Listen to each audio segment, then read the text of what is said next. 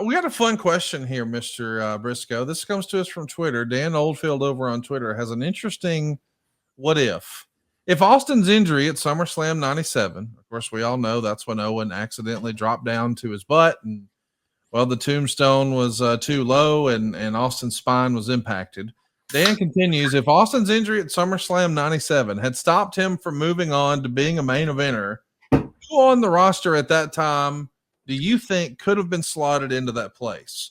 So this alternate timeline, we would see Steve Austin's in-ring career come to an end at SummerSlam 97. We know things were coming to a head the following month with Brett and Vince. So if Brett was moving on, and come January of 98, if the back injury still happened to Shawn and now Shawn's out, if there is no Austin, there's no Brett, and there's no Shawn, who would have stepped up, Mr. Briscoe? Who would have been in that Austin spot?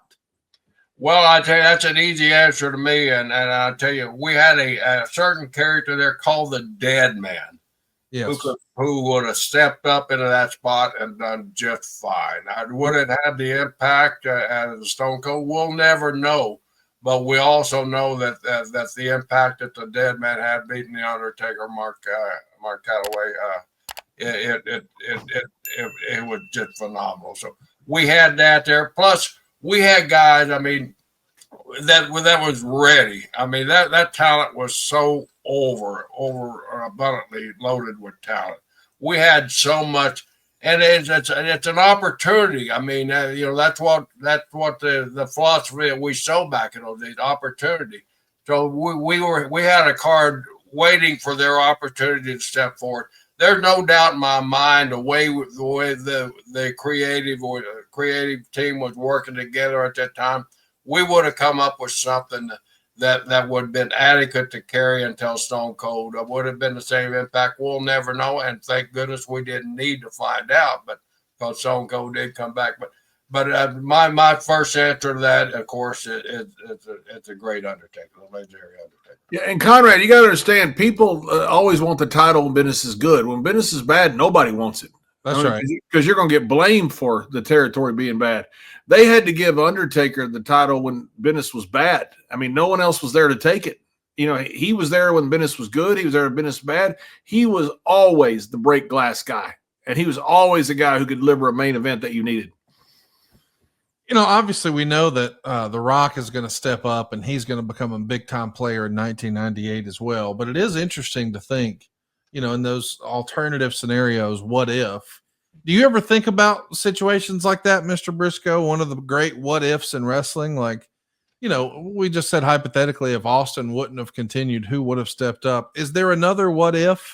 One I've often thought about is, what if they didn't go with Warrior and Hogan at WrestleMania 6 and they went a different direction?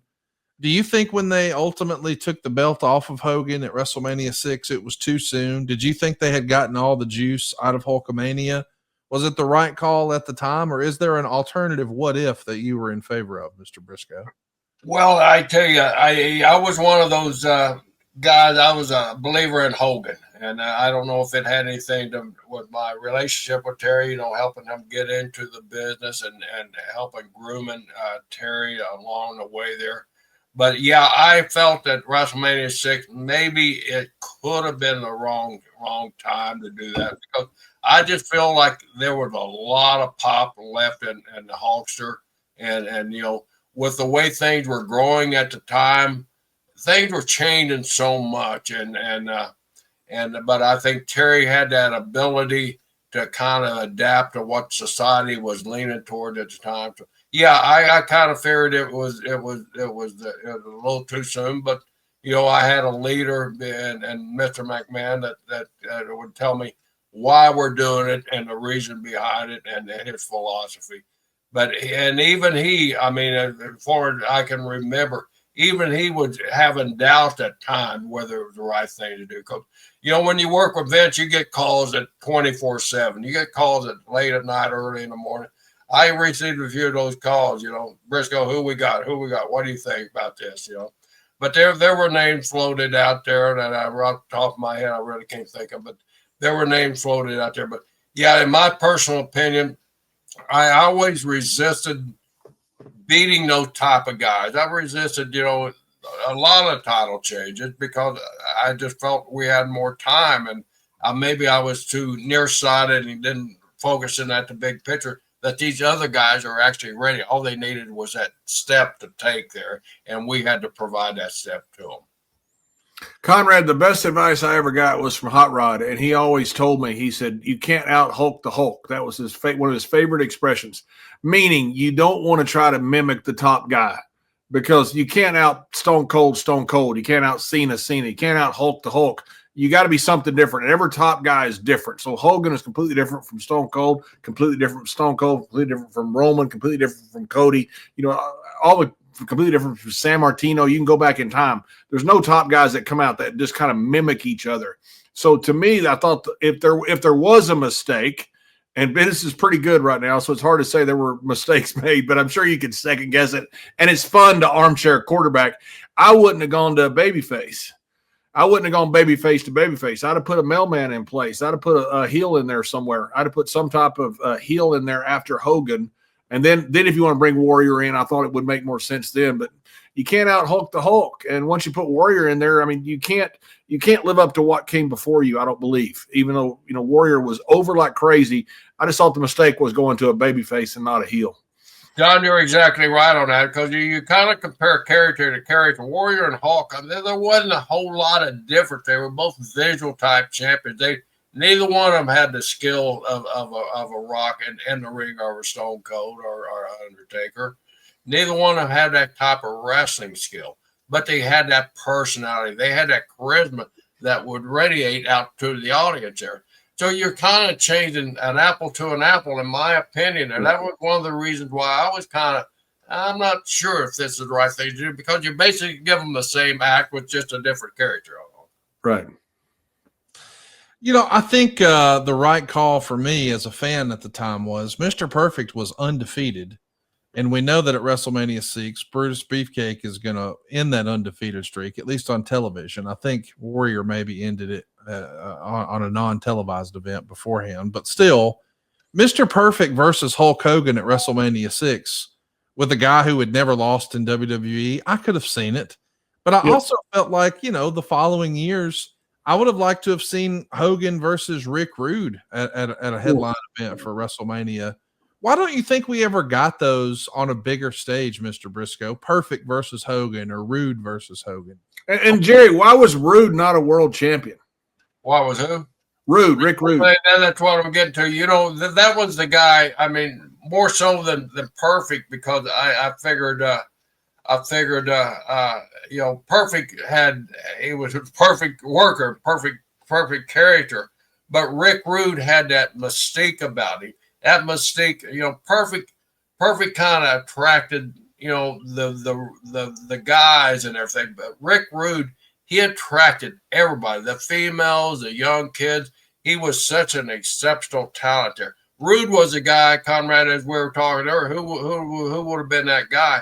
Rude's one of those guys that you could. I really think you could have strapped the moon to his back, and he would have circled this globe many times as champion and been over as strong as him.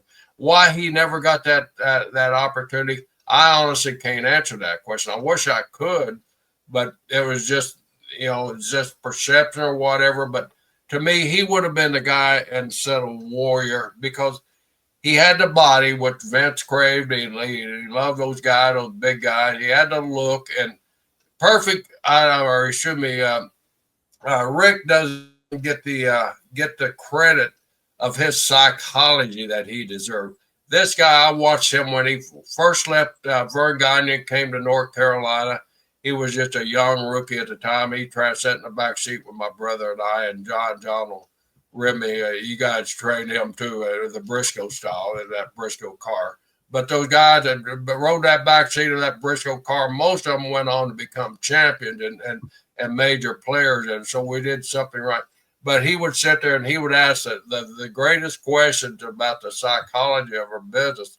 And that's what besides the body, he had the mind of a champion there. And I'm really disappointed that we never really got that out of Rick Rude.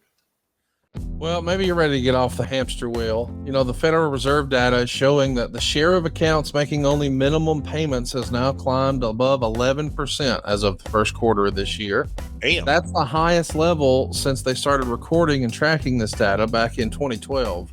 But at the same time, a recent survey from Experian found that 2 in 5 Americans are carrying credit card debt and believe that making the minimum payment is enough to manage it. But like millions of Americans, are you too struggling with high interest rate credit card debt? You feel stuck just making those minimum monthly payments? Well, you've heard me say it time and time again. Your home is still worth more than likely what you paid for it. So instead of carrying all that high interest rate debt month to month, why not use the equity in your home instead? Just take a look at Andy, my buddy up in Appleton, Wisconsin. He had some medical issues that forced him and his family to take on a lot of credit card debt. But we hooked him up at SaveWithConrad.com. We helped him take advantage of the equity he had in his home. He paid off that debt, and he's going to save more than $1,000 a month. But how much can you save? Let my team run the numbers for you today for free, just like we did for Andy. There's no cost and no obligation, and if we can't help you save some cash, we won't waste your time. It costs nothing to look, as our pal JR says. And when you work with the team at SaveWithConrad.com, you can also expect our year 3 guarantee. Experts agree that interest rates are set to fall within the next few years, but we have an exclusive 3-year guarantee that allows you to refinance in the next 3 years at any time with no lender fees. So you lock in a better rate, reduce your monthly payments today, but you don't waste money with a whole nother set of closing costs later. The best time to start saving money is today. Well, actually, it was yesterday, but today is the next best opportunity. So why not access some of that newfound equity in your house? Turn your house into your dream home with no money out of pocket. If you've got some honey-do renovations you'd like to do, maybe you've always wanted to upgrade your kitchens or bathrooms, you've got the equity in your house to do that too. No matter what you're looking for, we can help at SaveWithConrad.com. Find out how easy it is to get started. And just so you know, you don't need perfect credit. So even if you've had some problems, we don't say no, we say not yet, but here's how. We want to get you on a path to making those financial goals a reality at SaveWithConrad.com. Why not let my family help your family save some cash at SaveWithConrad.com? NMLS number 2129, equal housing lender, SaveWithConrad.com.